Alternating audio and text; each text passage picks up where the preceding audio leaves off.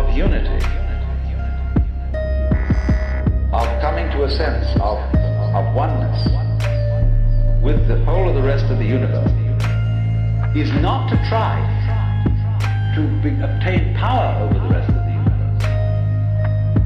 That will only disturb it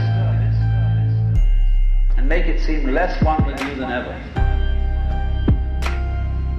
The way to become one with the universe is to trust it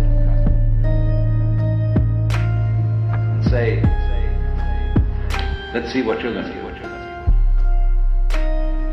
But in doing that, you are also saying it to yourself.